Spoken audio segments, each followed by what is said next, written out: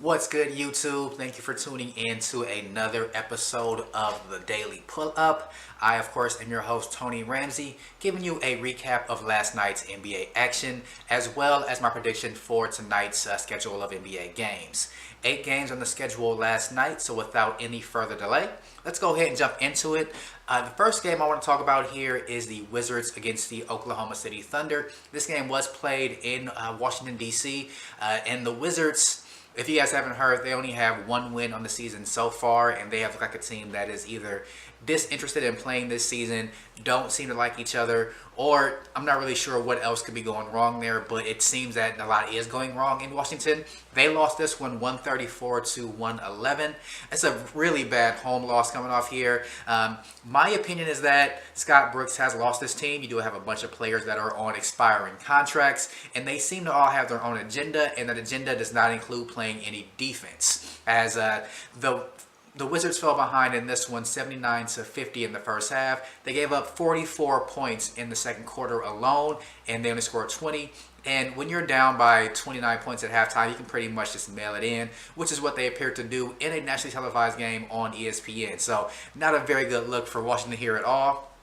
Again, I think this could potentially cost Scott Brooks his job. If he survives the weekend, I will be shocked there, as he seems to have lost this team. They need to have something needs to change here in Washington, and quickly. This is a team that has a lot of talent on paper, enough to be a top 5 seed in the East, but right now they are down to 1-7 and have lost all 3 of their home games, which is not a good look again for Washington. In this one, the Thunder look like they have hit their stride. They are now 4-4 on the season after they lost their first 4 games. They have won 4 in a row. They got 23 points from Russell Westbrook in a short stint. He also had 12 assists, only 3 rebounds in this one, as he really didn't have to put up a big stat line for them to win. 17 for Paul George and 22 for Jeremy Grant. They shot 57% from the floor, made 15 threes, and 21-26 from the free throw line. Only turned the ball over 13 times and had 34 assists. So a pretty good game overall here from Oklahoma City. For the Wizards, Dwight Howard did put up 20 in his season debut. Only 3 rebounds, no blocks, 1 turnover. John Wall with 19 and Bradley Beal with 27 points in the loss.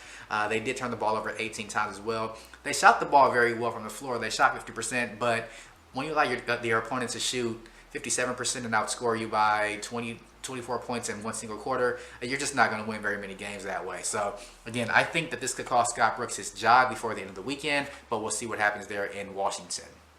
Some other games from last night: the Clippers over the Orlando Magic in Orlando. This brings the Clippers to a 5-4 record. They're 2-3 away from Los Angeles. The Magic are now 2-6 on the season. Some big stat lines here for the game: Tobias Harris with 21 points, Lou Williams with 28 off the bench, and for Orlando, Vucevic with 22 and 11 boards, Fournier with 19 points, and the rookie Mo Bamba with 7 points and 5 boards, 3 assists off the bench as well. For another game from last night, the Rockets finally snap out of their stride. They get a big road win here over the Brooklyn Nets. It's not big in the sense of their opponent being very good, but it's big in the sense that it looks like Houston is trying to right the ship here, as it's only their second win of the season. Chris Paul did have 32 points and 11 assists here. He did call a players-only huddle during the game, so looks like something is changing here in Houston. They should be getting James Harden back soon. He missed, I believe it might be his 3rd or 4th straight game with a hamstring injury. We can expect him back pretty soon, as you're going to have some of these soft tissue injuries early in the season for players that play a lot of minutes, like James Harden does. Clint Capella put in 22, 13 points and 5 assists here. Also 21 points from Eric Gordon, 28 off the bench for Carmelo Anthony. For the Nets, they got 29 points from Karis LeVert. Something to watch out here is D'Angelo Russell only had 12 points, shot 5 of 14 from the floor, only played 22 minutes. He is in a contract year. Not sure if Brooklyn's plans to keep him around long term. He's another player that has a ton of talent, but seems to not be able to put it all together for a full season. He might need another change of scenery. Same thing happened with the Lakers in Los Angeles. So not sure if Russell is getting the picture that he is playing for a new contract. He needs to put out his best effort every single night. Hasn't happened so far yet this season. Some other action from last night: we had the Pacers winning a close one against the Bulls, 107 to 105 in Chicago. Big game here from Victor Oladipo, of course, 25 points and 14 rebounds, also chipped in 5 assists. Miles Turner with 18 and only 3 boards. He needs to do a better job rebounding the basketball. And for The Bulls, looks like Justin Holiday with 19 points here and Zach LaVine with 20. Holiday brothers faced off in this one. His little brother Aaron Holiday did not play in this game, but 19 for Justin and the brother versus brother matchup. Pacers are now 6-3 on the season, and they are actually 4-2 away from Indianapolis, so that's pretty good for them to go ahead and to start the season. Knicks take a road game against the Mavericks here, 118-106. The Knicks are now 3-6 in the season. The Mavericks are 2-7. Very disappointing for a team that has a ton of talent and should be contending for a lower playoff seed as the season rolls along. Tim Hardaway Jr. with 18 points here. He takes a ton of shots to get those 18 points. So 7-17 from the floor and 4 of 11 from 3 points. He's never made a shot that he does not like, of course, because he is a gunner in New York. Without them having Porzingis, he can get all the shots he wants there, of course. Alonzo Trier off the bench. He's a rookie with 23 big points there off the bench. For the Mavericks, Luka Doncic with 18 points. A lot of those he picked up in garbage time after the Knicks already had a pretty big win. And Dennis Smith Jr. with 23 in the loss. Some more action from last night. We had the Memphis Grizzlies winning a road game against the Utah Jazz. No Donovan Mitchell in this one. The Grizzlies are surprising 5-2 on the season. They do always play well with Mike Conley and Marc Gasol are both healthy. Going into the season, I wasn't sure what they were going to get out of those two veterans, but they seem to have picked up where they left off in the season prior to last season when they were both healthy. Memphis is now surprising 5-2 on the season. Conley put up 28 points in this one. Marc Gasol with 17 points, 10 boards, 7 assists, 4 steals, and a block. Always fills the stat sheet when he is healthy. 19 big points off the bench for Shelvin Mack. He had a few threes in the third quarter to help the Grizzlies take the lead there. And for Utah, again, no Donovan Mitchell in this one, but they did get 22 points and 11 assists from Ricky Rubio. And Rudy Gobert pitched in 9 points and 16 boards. Joe Ingles, with 19 points in the loss as well. Jameson Crowder with 18 off the bench. And in some more late action from the West Coast here last night, we had the Raptors winning a very easy road game against the Suns, 107-98. The Suns are now 1-7 on the season. They did get Devin Booker back in this game, but it still wasn't going to be enough to beat what's arguably the best team in the East right now in Toronto. They are now 8-1 on the season, with Kawhi Leonard putting in 19 in this game. 16 from Valanciunas, and Kyle Lowry with 11 points and 12 assists. Only took 9 shots. He's doing a pretty good job of distributing the basketball there for this Toronto team that looks like they are the cream of the East at this time.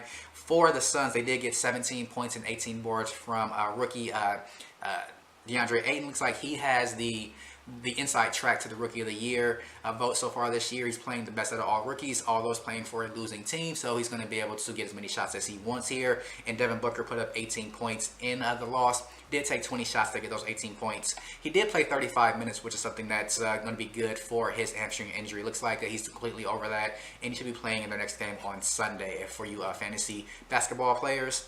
And in the last game of the night, we had the Warriors putting a spanking on the Timberwolves, 116-99. Jimmy Butler did play in this game. Didn't really make much of a difference. He had 21 points in 35 minutes. Andrew Wiggins with 22 points on 23 shots. Not very good there. Did not get to the free throw line at all a single time in this game. And Karl Anthony Towns with 13 points, 10 boards, but shot 5 of 13 from the field. For the Warriors, they got their usual contributions from all their stars. 33 points from Kevin Durant on 11-19 from the field, 28 for Steph Curry, 7 assists, 9 boards, and for Klay Thompson, 22 points and 4 threes. And Draymond Green put in 9 points, 9 boards, 11 assists, always flirting with the triple-double from Draymond Green, as he is the main contributor in all the stat sheets for the Warriors. They are now 9-1 on the season. Looking forward to tonight's NBA action. We do have, looks like 7 games on the schedule. We have the Pistons against the 76ers in Philadelphia. Sixers are favored by 7.5 points. Sixers are 5-4 in the season. Pistons are 4-3, but they have lost 3 in a row. I think this game will be closer than the score. I actually think that the Pistons will give the Sixers their first home loss on the season. Cavaliers visiting the Charlotte Hornets. Cavs are 1-7. Charlotte is 4-5. They're favored by 9 points. I think the Hornets blow out the Cavs in this one. Boston Celtics 6-2 against the Indiana Pacers at 6-3. This is going to be on NBA TV at 7 p.m. Eastern Time. Boston favored by 3 points. They are playing on the road in Indiana. Indiana team that does have a pretty solid defense and gets a lot of contributions from their top tier players. But I think that Boston is now looking like they are turning the corner and putting it together offensively with all of their stars now healthy. I give the Boston Celtics the edge in this one. Miami Heat visiting the Atlanta Hawks. I think the Heat will win this game and even the record up at 4-4. Miami is favored by 5 points. I think they win by double digits here. Rockets over the Bulls in Chicago. Houston favored by 8.5 points. Not sure if we will see James Harden in this game or not. So I think the Bulls make this game a little bit closer than that spread appears. And I think that the Rockets continue their winning streak here and win their second in a row. Pelicans visiting San Antonio. Pelicans are now 4-4 in the season. They have lost their last 4 games. Anthony Davis did return in their previous game, but it did not mean much against the Warriors as they did lose that game. San Antonio is favored by 3.5 in this one. I think the Pelicans feed the brow, and he goes off for a huge game here in San Antonio against LaMarcus Aldridge and DeMar DeRozan. But I think that the Spurs do pull out the victory here, and I think they win it pretty decisively by at least 5 points.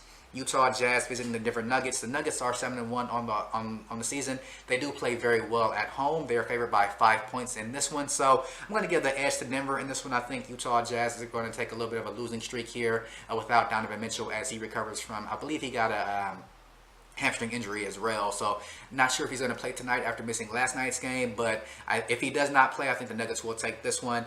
And in the last game of the night, we have the Lakers visiting the Trailblazers. Lakers are now 3-5 on the season, where the Blazers are 6-2. Luke Walton did have his job come into question and reportedly over the last week. The Lakers have too much talent to be a 3-5 team right now, and they need to win games like this against a very beatable Portland team, even though they are playing in Portland. And I think the Lakers will find a way to put it together and get a big contribution from all of their stars. In their last game, they did shorten the rotation. Their stars played, I think all of them played about 35 minutes. I think the Lakers need to do that going forward so that they can right the ship. I think they will take this game here by about 5 points or so. That is all the time that we have for today. Thank you again for tuning in to The Pull-Up. I am Tony Ramsey. Please make sure to subscribe down below for any daily updates, and leave a comment. Let me know what you guys think, and a thumbs up if you like this video. Again, my name is Tony Ramsey. This has been The Pull-Up for Saturday, November 3rd. Catch you guys on the next one. Peace.